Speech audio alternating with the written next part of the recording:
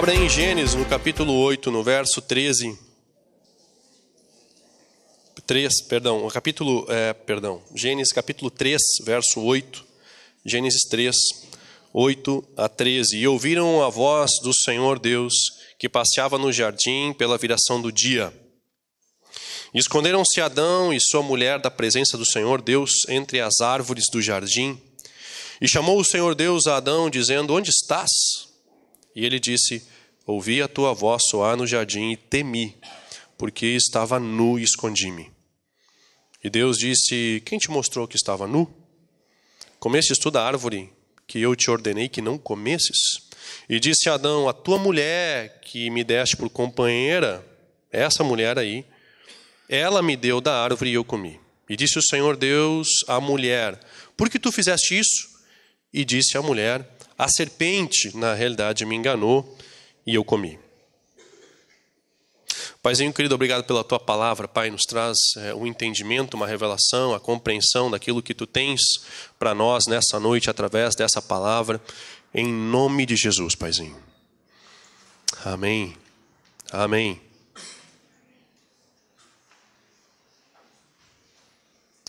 Eu tenho sido incomodado por esse tema já há alguns meses, e eu, orando ao Senhor, eu entendo que eu preciso compartilhar isso com vocês. Esse tema tem evoluído dentro do meu coração, tem trabalhado dentro do meu coração, ele tem crescido, e ele tem falado cada vez mais comigo, e tem quebrado muitos conceitos que eu tinha, e ainda vão quebrar muitos, eu acredito. E eu gostaria de compartilhar com vocês, ainda que de forma rápida, até porque eu não tenho hábito de pregar há muito tempo. Então o pessoal que viajou, fica tranquilo, está tudo certo, até porque também a lua é cheia, e a minha religião não permite pegar muito em lua cheia.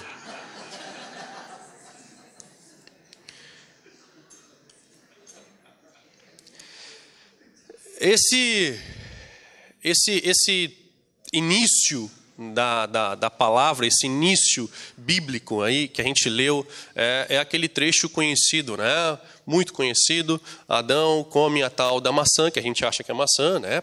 Pode ser qualquer coisa, mas comeu o fruto. E ele se escondeu de Deus porque pecou, porque era a única coisa que Deus tinha pedido para ele não fazer, e ele fez. E ali se criou uma separação entre Deus e o homem. O pecado faz separação entre Deus e o homem. Ele fez, de fato fez. Tiveram que sair do jardim, aquela história toda. Mas o que me chama a atenção não é que ele foi chutado para fora do jardim. O que me chama a atenção nesse processo é muito mais profundo do que isso. O que me chama a atenção é que Deus havia criado o homem para um propósito muito específico. E todos vocês sabem, que é se relacionar com o homem. Ele cria o homem para ter um relacionamento especial com o homem. Ele não cria para cuidar somente do jardim, embora Deus não é um Deus do povo vadio. Né? Deus ama ao camarada que não é vadio. Ele vai ter com a formiga preguiçoso. Tem que trabalhar. Quem não trabalha que também não coma. Então assim, Deus ele é a favor do serviço, do trabalho. Vamos começar a esclarecer. E ele deu uma tarefa para Adão, até porque ficar o dia inteiro sem fazer nada. Tá entendendo? Não tinha Wi-Fi. Chega uma hora que ele já deu nome para tudo que é bicho, deu nome para tudo que é árvore, está entendendo? Todos os peixes. Ele tinha serviço para fazer? Tinha, muito serviço para fazer. Ele tinha que dominar sobre as coisas que Deus havia criado. Mas a tarefa principal, o objetivo principal acontecia no fim do dia. Na viração do dia, quando Deus vinha. Esse era o evento do dia. Todo dia acontecia a mesma coisa. O grande evento não é o que ele tinha caçado, o que ele tinha comido, né, onde ele tinha cochilado, não. O evento do dia era quando Deus vinha. E quando ele encontrava o homem, ele cumpria o propósito pelo qual o homem foi criado, que era de ter um relacionamento muito especial. Ele era mais do que um relacionamento. Ele era uma intimidade. Ele era tão íntimo, esse relacionamento, que o homem, apesar de estar nu, não se constrangia, porque ele estava diante do Pai, ele estava diante daquele quem o criou de uma forma tão linda, tão especial, tão única, que ele não se importava. Isso não era um problema para ele. Ele não se enxergava dessa forma, ele se enxergava como filho. E o meu filho não tem vergonha de mim. O meu filho, muito pelo contrário, ele aparece pelado às vezes na sala e ele quer conversar ou discutir uma coisa que aconteceu na escola. Ele tem 5 anos. Eu digo, meu filho, vai botar uma cueca pelo menos. E ele sai tranquilo, está tudo certo. Ele vai lá, bota a cueca do Batman e ele volta. E está tudo certo. Não tem problema nenhum. Ele tem um relacionamento comigo que eu acredito ser muito próximo daquilo que Deus havia criado ou desejado com o homem. Algo extremamente transparente, verdadeiro. Até Jesus diz, vai ter com as crianças para aprender como é que é, porque é dessa forma. Vocês já esqueceram, então pelo menos olha para os pequenininhos, porque os pequenininhos, eles ainda estão na essência pura, verdadeira, singela. O grande evento do dia era quando Deus vinha. E quando ele vinha, eles tinham um relacionamento muito transparente, muito único, muito verdadeiro. Nós podemos nos esforçar aqui para tentar imaginar, a gente não vai conseguir chegar nessa realidade. Porque é muito distante da nossa hoje. Ele está muito longe daquilo que nós estamos vivendo hoje. E ele criou e era único, era especial, era bom demais. E ele, por não ter criado robô, ter criado filhos, ele botou uma árvore lá dizendo o seguinte, vocês podem comer de tudo, tem de tudo que é fruta aqui. Nós aqui no Brasil, moramos num país tropical, como diz a palavra, abençoado por Deus e rico por natureza. Você vai para o Nordeste, tem tanta fruta. Você pergunta para o garçom, tem suco de quê? Ele começa. Cerola, cajá, caju, cajé. Eu digo, volta, já me esqueci do começo. Eu digo, cara, qualquer laranja eu conheço, laranja pode ser. Ele criou tudo isso. E ele falou, só de uma não come. Porque eu não criei vocês robô, eu tenho que dar o livre-arbítrio. Porque eu amo tanto vocês, Deus nos ama tanto que Ele nos dá o direito de escolha sempre. Ele nunca vai nos colocar no brete. Ele nunca vai nos colocar numa situação onde eu não tenho escolha. Porque Ele não nos fez assim. Ele nos fez livres. E onde o Espírito do Senhor está, ali tem que haver liberdade. Então, ele nos fez tão livres e nos amou tanto que ele colocou uma árvore dizendo assim, eu sou, pela minha natureza de amor, eu tenho que dar a opção para vocês. Não gostaria que vocês comessem, porque se vocês optarem por não querer aquilo que eu tenho, isso vai gerar morte, isso vai gerar afastamento, nós vamos perder o que nós temos. Então, comam de tudo, mas não tudo. Pode comer de tudo, mas não tudo, porque essa aqui não está incluída no pacote que eu criei, mas eu sou obrigado a dar uma alternativa. Eu sempre vou dar uma alternativa. Por isso que o reino de Deus é alcançado por esforço, e é por isso que ele bate gentilmente aquele que abre, ele entra. E se não abrir, ele não entra. E o interessante é que a gente tem que abrir e deixar aberto, para que ele continue vindo. Seja sempre bem-vindo. Mas Deus se depara com uma situação que, infelizmente, ele sabia que podia acontecer. Ele sabia que isso era bem possível. E o homem, ele é convencido a comer, ele come, e por influência da mulher, mas também, obviamente, por opção, por livre-arbítrio que ele tinha. Mas ele é influenciar a mulher pela cobra e ele pela mulher, e todos caem e eles se escondem. E aí vem o grande momento, que na viração do dia, como sempre acontecia, Deus procura o homem para ter aquele relacionamento muito mais além do que nós podemos imaginar. Ele procura o homem e o homem está escondido atrás da moita. E ele está ali e ele não sai, porque a palavra que nós lemos aqui diz que Deus procura Adão e ele diz, Adão, onde tu está? Ele não sai da macega para encontrar Deus. Ele está ali na moita e ele não sai por livre e espontânea vontade. Ele não tem a iniciativa de procurar Deus. Ele se esconde e Deus diz aonde tu está. Ele não tem iniciativa própria de correr até Deus ou esperar Deus já de joelho. Ele não busca misericórdia, ele não busca redenção, ele não busca restaurar o que havia perdido, ele simplesmente se esconde. Se no verdadeiro amor, e o verdadeiro amor, ele lança fora todo o medo, o que acabou de acontecer ali? Se o verdadeiro amor, ele lança fora todo o medo, por que o homem temeu a Deus? Porque ele diz o seguinte: eu tive medo e me escondi. Por que ele se esconde? Porque o pecado gera medo. E ele se esconde de Deus porque teve medo. E, consequentemente, vocês conhecem a história, eles botam a culpa, cada um bota a culpa em alguma coisa. E a cobra não tinha em quem botar a culpa, tu sobrou, foi a ponta, sobrou. Mas imediatamente ele acha alguém para culpar, ao invés de reconhecer que tinha errado. Ele imediatamente aponta alguém, ao invés de reconhecer que tinha algo errado. Ela, por sua vez, imediatamente aponta outro, ao invés de reconhecer que está errado. Resumo da história, eles são afastados desse relacionamento que eles tinham com Deus. Deixa eu ler alguma coisa que o Jack Winter, um grande pregador que faleceu em 2002, viajou o mundo inteiro, falando sobre o amor do Pai. Ele diz o seguinte: a escuridão é o estado moral em que você encobre situações, tem segredos e dá ao inimigo espaço para transitar em sua vida. Eu vou repetir.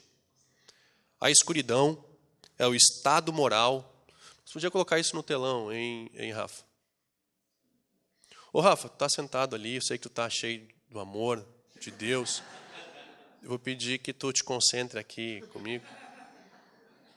Ô, Kelly, senta na outra cadeira mais pro ladinho aqui. Escuridão é o estado moral onde você encobre situações, tem segredos e dá ao inimigo espaço para transitar na sua vida. Ele se esconde, do homem se esconde de Deus e ele perde algo especial. Ele não perde o relacionamento com Deus. Ele perde algo mais. O relacionamento ele não pode, porque Deus ainda procura ele. Deus ainda fala com ele. E Deus continua falando com ele mesmo depois que eles saíram do jardim. Mas ele perde algo, o especial. Como diz o camarada que gosta redundante, o plus a mais. Né? Ele perdeu o que de fato fazia sentido. Ele perdeu algo que a gente chama de intimidade. Ele continua se relacionando com Deus, mas ele perde a intimidade. Ele perde algo que somente alguém que vive na luz pode ter. O relacionamento, ele pode se dar sem transparência. Ele pode se dar sem luz. Mas a intimidade, ela só funciona quando tem luz. Quando nós optamos por colocar luz na situação, quando eu opto por viver debaixo da luz, eu restauro a minha intimidade. Deus não se afastou deles, Deus continuou tentando se relacionar com eles, mas devido à falta de luz, devido à falta de vontade que eles tinham, de botar luz na sua vida, de ser totalmente transparente diante da sua situação, eles vivem somente com o relacionamento com Deus. Mas isso não foi o que Deus criou. Essa não é o objetivo principal. Essa não foi a essência pelo qual Deus havia criado o homem. Deus criou o homem para ter intimidade e não só relacionamento.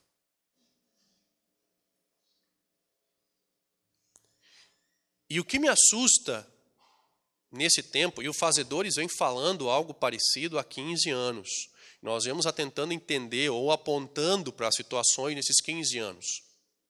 Eu creio que a gente chegou num ponto crucial dessa história toda, porque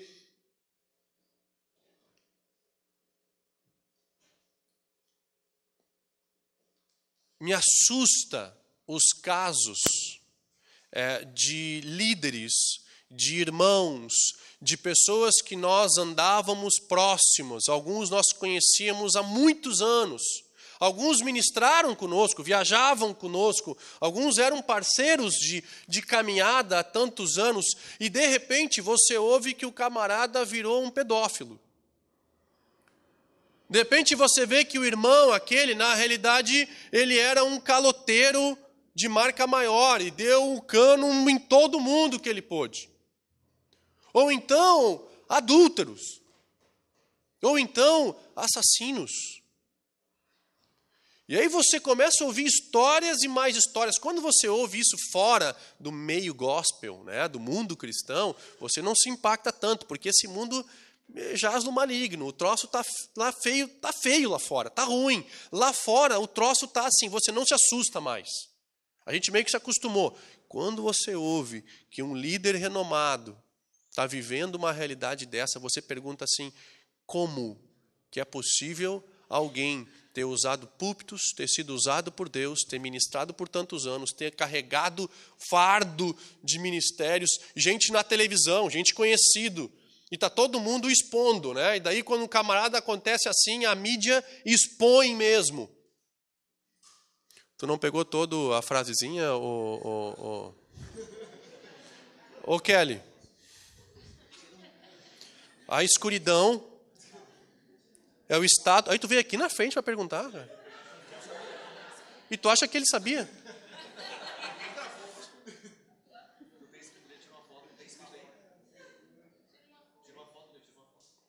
Eu te mando por WhatsApp.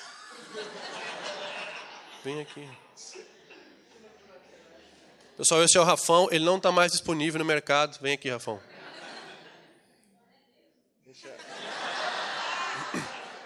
Que até pouco tempo a gente estava se esforçando.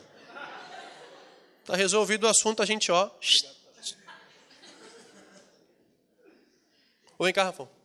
Vem cá, vem cá. Tira outra foto do outro aqui, que eu vou dizer daqui a pouco mais um. E esse aqui é maior, cara. Se tu não pegou aquele ali, esse aqui com certeza não ia. Nossa, pastor. Tem mais um? Não. Obrigado.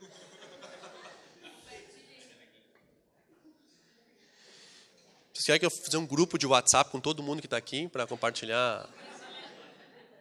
Hoje é assim, né? Eu estava onde? No pessoal que deu o chute no balde. O troço está assustador. Quando não é tudo junto. Quando não é pedófilo, assassino, caloteiro, tudo junto, tudo junto. Pessoal, eu me assusto, porque é gente que às vezes você está ombreando, andando ou andou por muitos anos. É um susto tão grande. Hoje nós andamos em uma unidade tão bonita. A liderança que está aqui, mais alguns que estão aí, a gente considera irmão. É um irmão assim, ó, quase de sangue. Esse povo, eu compartilho dificuldades, problemas, a gente chora junto, a gente ri junto. Viramos uma família que a gente sente saudade de estar junto. Mesmo, saudade de estar junto. A gente ri, e chora, ri, mas também chora. Mas eu levar um susto desses com um desses que estão aqui, me deixa de cama pelo menos uns 30 dias. É como que se eu estivesse andando com o meu pai e você descobre que na realidade ele foi por toda a vida outra pessoa. É como se você estivesse andando com alguém que você comeu na mesa e você descobre que ele vivia uma vida paralela e você nunca descobriu. Isso está acontecendo de novo, e de novo, e de novo, dentro da igreja, pessoas com uma vida dupla. E o camarada não era bipolar, não. Ele, de fato, tinha uma outra vida. Ele, de fato, vivia uma outra realidade. Ele, de fato, A gente já tratou situações críticas, problemas sérios de irmãos que vieram, eu quero deixar, e aquele que confessa e deixa alcança a misericórdia, e o Senhor restaura. Poxa, eu já vi pastor que caiu, Deus restaurou, o camarada tem um ministério ainda maior. A gente já viu essa manifestação da graça do Senhor, e isso é lindo de ver. Mas sabe o que mais eu estou vendo? Eu estou vendo o povo cair, desmoronar, e aí nós podemos dizer é o fim dos tempos, é o momento ruim, o diabo tomou conta mesmo, é o anticristo, os Illuminati vão invadir, tudo isso a gente pode falar. Mas sabe o que? Esse troço está acontecendo há muito tempo. E ele vem vindo a tempo que na vida de... Está tirando uma foto para botar no site? No Face? Não, porque eu faço uma pose melhor assim, cara. Eu estava meio no...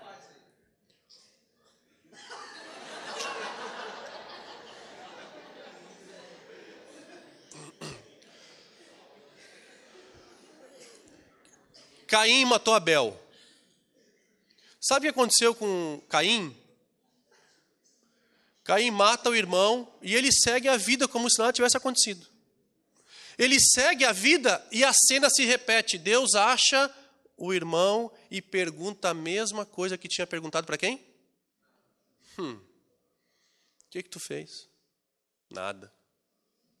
Por que eu vi sangue do teu irmão na terra?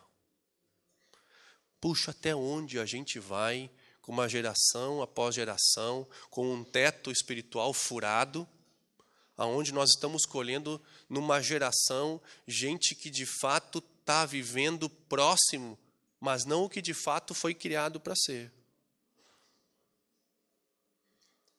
Davi peca com Batseba e ele abre uma porta para a sua geração viver uma vida próxima de Deus, mas não de intimidade com Deus.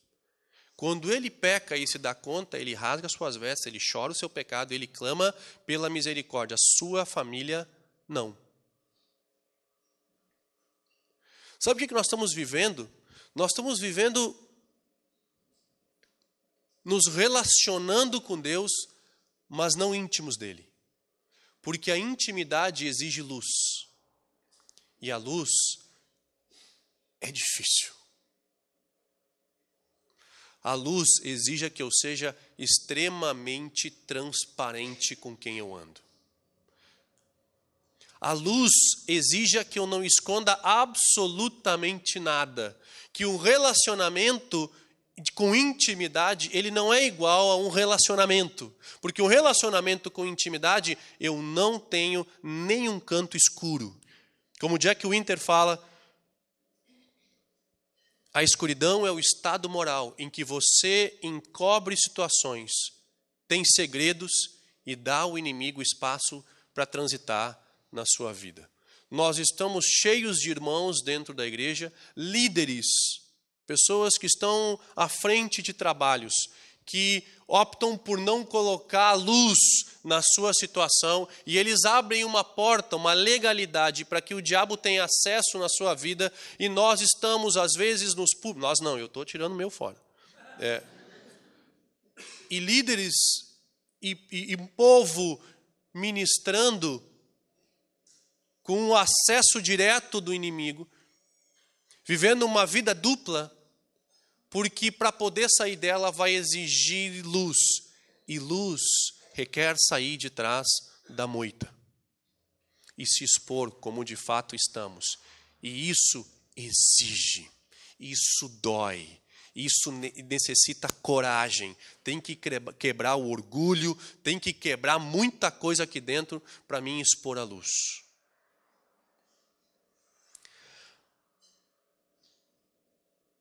O fato de nós estarmos colocando a culpa nas pessoas pelos nossos fracassos.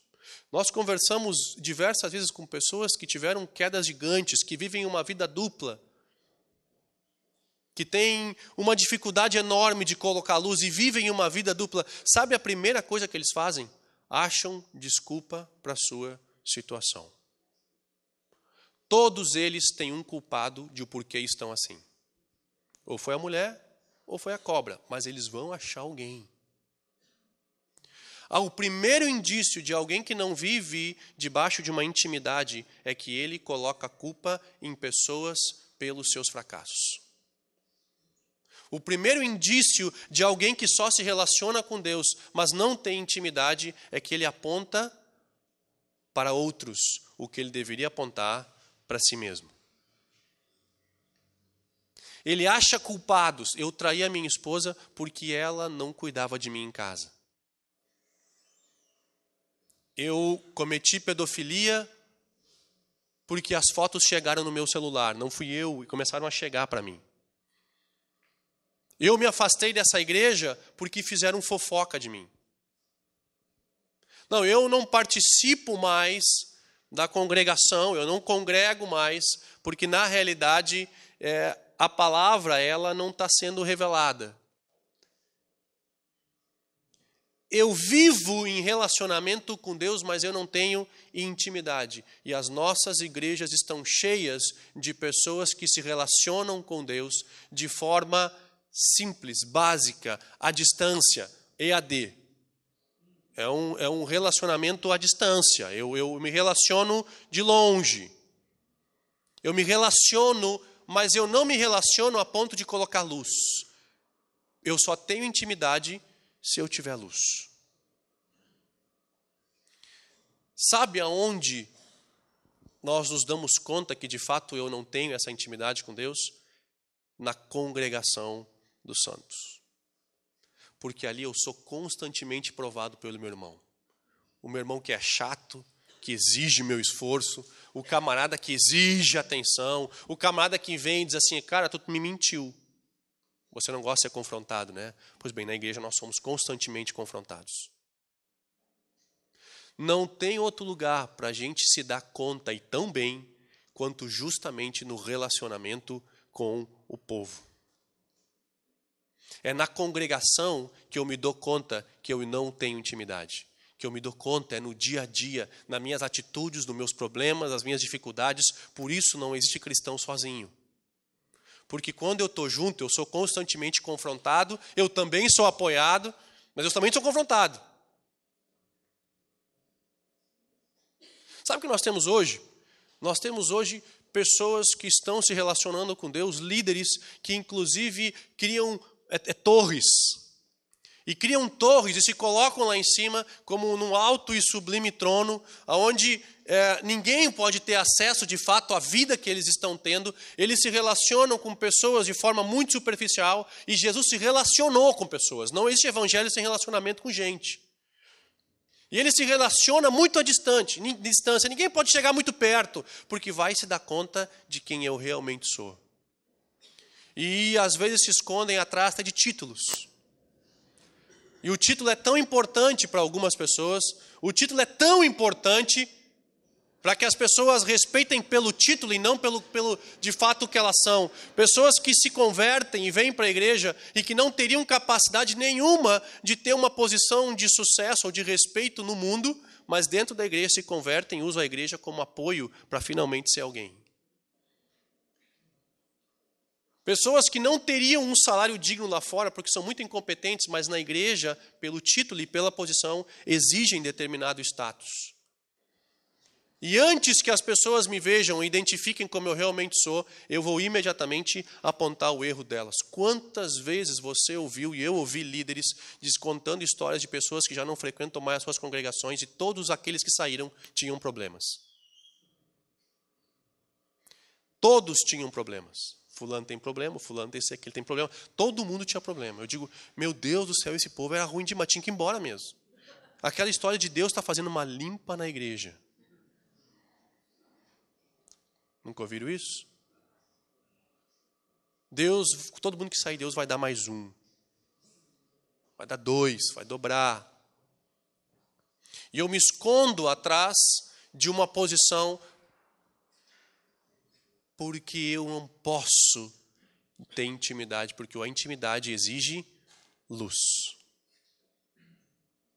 Que casamento, que relacionamento de marido e mulher, de matrimônio, vai funcionar sem luz? Nenhum. Se não houver transparência, se não houver total luz, não funciona. Que matrimônio vai acontecer se o homem disser que alguns dias por semana ele vai fazer algumas coisas que ele não pode contar para a esposa, mas nos outros dias da semana ele vai ser alguém 100%, um pai, um homem, um presente, mas em alguns dias não. Não funciona assim. Tem que ter luz. O que nós estamos presenciando na igreja hoje são líderes que se relacionam, mas que não são íntimos, porque tem que sair de trás da moita, daquilo em que eles se escoram, daquilo em que eles se escondem, daquilo que eles usam como um escudo para ter essa intimidade, porque a intimidade vai exigir. E eles passam uma vida inteira pregando, ministrando, adorando, viajando, fazendo campanha, e depois você descobre algo que te cai os butiá do bolso, e você diz assim, ó, cara, como que isso aconteceu? Deixa eu dizer uma coisa para você, nós podemos relacionar uma vida inteira com Deus à distância, sem jamais termos tido intimidade. Jean Vanier diz o seguinte, bota lá, Rafão.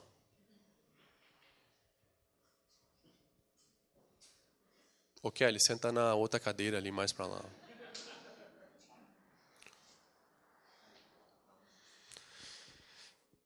Isso chama o amor. Vamos lá.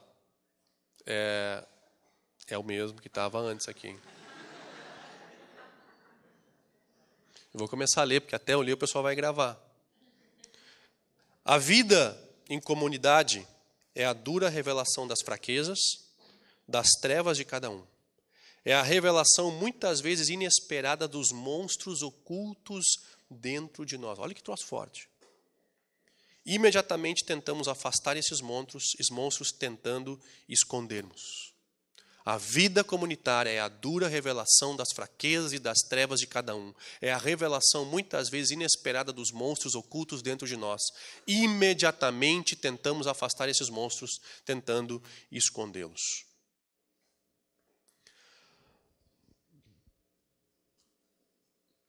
Nesse relacionamento onde eu não sou íntimo, eu só me relaciono, Deus ele passa a ser o meu servo. E o meu ego é o meu Senhor. Deus ele passa a ser o servo que vai fazer todas as coisas para mim. A pregação gira ao redor do que Deus vai fazer para mim. A pregação gira ao redor do que Deus tem para mim, dos sonhos que Deus tem para mim. Eu sou o centro, meu ego é o meu Senhor e Deus ele é o meu servo. E nós vivemos uma vida inteira enxergando a Bíblia como Deus um servo e não mais Deus Senhor. Ele não mais toma de fato a direção da minha vida. Os meus planos precisam ser abençoados, não os planos dele para mim, mas os meus planos precisam ser abençoados. Deixa eu dizer uma coisa para você, o diabo não está preocupado que você faça a vontade dele. O diabo quer mesmo que você faça a sua, porque a sua já é o suficiente.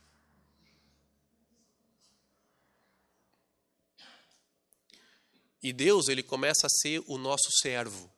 Nesse relacionamento sem intimidade, ele existe para me servir, ele existe para me abençoar, ele existe para me dar, ele existe para me suprir. Ele é o Deus que se eu gritar bem alto, ele ouve. E se eu xingar ele, ele aprende de uma vez por todas. E se eu tirar um sal grosso, aí o troço fica feio. E Deus, é melhor, vou buscar o sal grosso. Nessa vida sem intimidade, eu entro num sistema religioso onde eu me escondo atrás de alguma coisa dentro da própria igreja. Para não ser íntimo, eu arrumo desculpas dentro do próprio sistema religioso. Pedro fez isso. Pedro, em João, no capítulo 21, depois de ter experimentado a maior intimidade que alguém poderia ter experimentado com o próprio Cristo. O cara que tinha uma intimidade única, ele era um dos 3 que andava mais próximo de Jesus. Esse cara, depois de ter visto a manifestação, esse foi o cara que correu primeiro para ver o túmulo. Esse cara viu tudo que os outros não viam. Ele foi o que caminhou no mar, ele foi o que cortou a orelha do soldado, ele foi o cara mais espontâneo. Esse cara viu tudo. E quando Jesus foi embora, ele disse, agora vocês perseverem. Mas ele também foi o que negou 3 vezes. E exigia dele se expor naquele momento, de dizer assim, ó, eu preciso me expor, porque senão eu vou simplesmente me relacionar à distância e não terei intimidade. E ele não consegue. Esse cara, o número 1, o top 12, esse cara, depois que Jesus sai, depois que Jesus vai embora, ele vai pescar.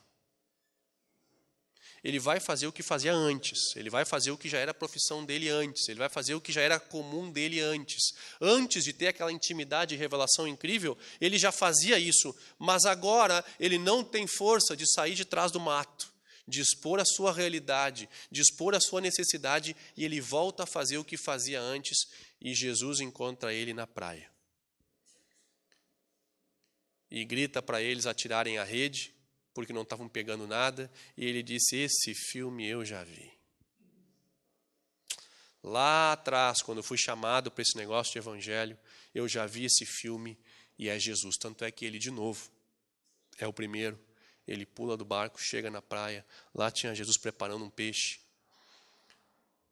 O que, de novo, afirma que você não pode confrontar ninguém de estômago vazio. Na realidade, nenhuma reunião deveria se fazer sem comida, porque não é bíblico isso. Assim como também é bíblico você dormir quando chove.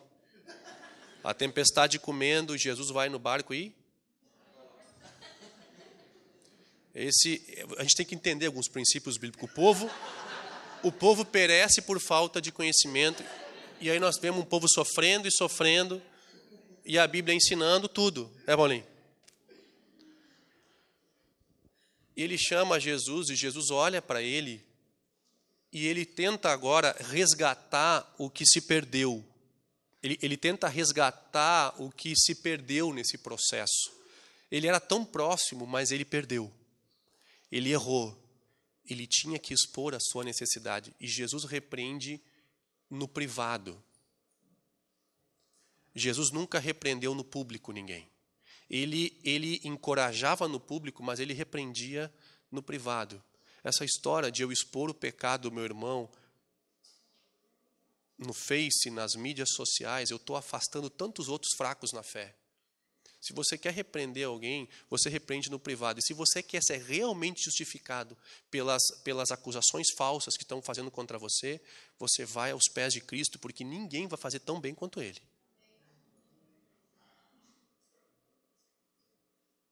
Aqueles que já vivenciaram sabem o que eu estou falando.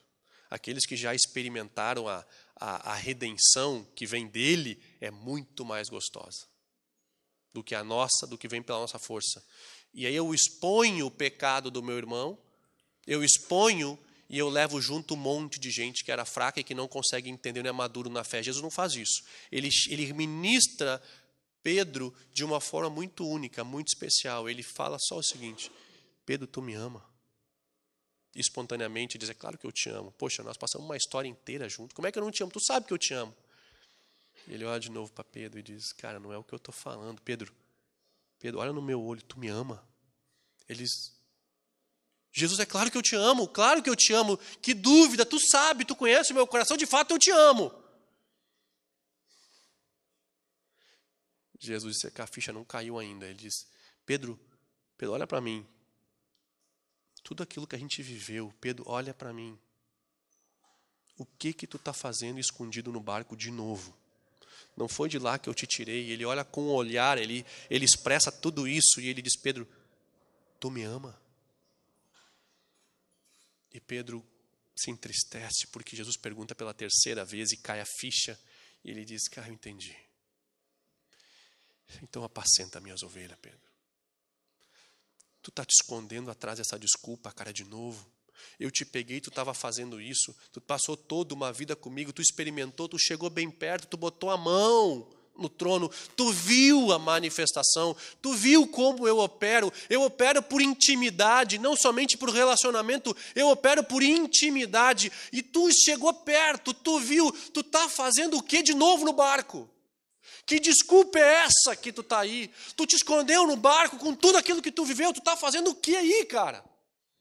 Não foi isso que eu criei para ti, não foi isso que a gente viveu junto, tu está te escondendo de novo aí. Não tem intimidade sem luz. Não haverá intimidade em nenhum tipo de relacionamento se não houver luz. Porque Ele é a luz. Ele é luz. E para ter intimidade e viver aquilo que de fato Ele criou para nós, não tem outra forma a não ser colocando luz.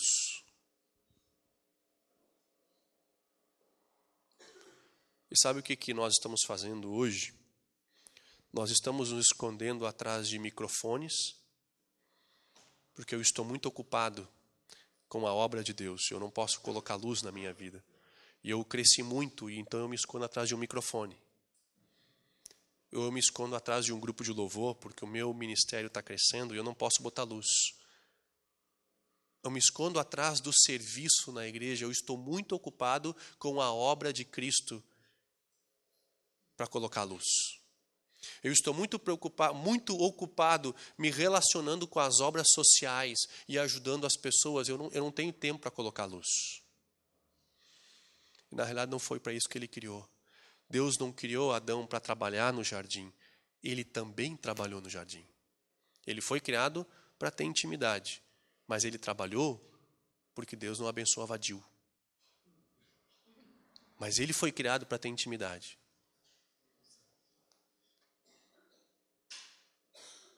Quanto tempo, igreja, nós vamos nos esconder atrás dos ministérios, da fama, dos títulos, do sucesso que Deus está fazendo prosperar, aquilo onde eu coloco a mão, a planta do meu pé? Quanto tempo eu vou esconder atrás da empresa, dos meus afazeres, para ser íntimo dele? Sabe como eu sei que nós não estamos sendo íntimos? Porque se nós fôssemos íntimos dele de verdade, nós seríamos tão seguros na nossa identidade que não precisaríamos tanta coisa que nos é exigido ou que nós damos valor. Igreja, não vai haver intimidade sem luz. Se é para começar um Fazedores de novo pelos 15 anos, ao longo desses 15 anos, para começar de novo um Fazedores, eu não tinha como começar de outro jeito a dizer o seguinte: quem vai ser o próximo que vai aparecer na lista do escândalo? Eu não posso começar de outro jeito para dizer até onde, igreja, nós vamos nos escondendo atrás da própria igreja, nos escondendo nas moitas, ao invés de colocar luz na nossa vida e dizer assim: eu quero o que Deus criou para mim, eu quero viver de fato essa essência, eu quero parar de carregar títulos, eu quero parar de perseguir o que de fato o mundo está enfiando para mim para me dar, eu quero parar de correr atrás daquilo que eu quero para o ministério, quando na realidade o que nós fizemos aqui não é para ti, não é para mim, é para Ele. Até onde nós vamos carregar esse fardo, porque nós temos uma dificuldade de sair atrás da moita e mostrar a nossa realidade?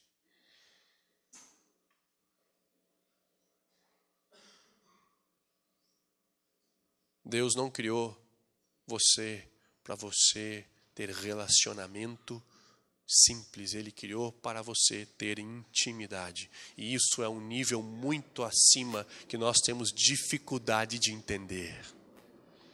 Quando eu tiver intimidade, eu vou viver a essência daquilo que Ele fez.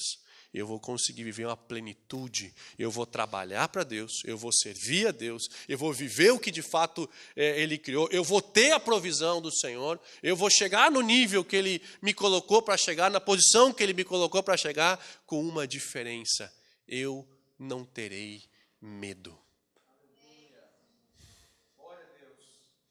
Vamos ficar em pé?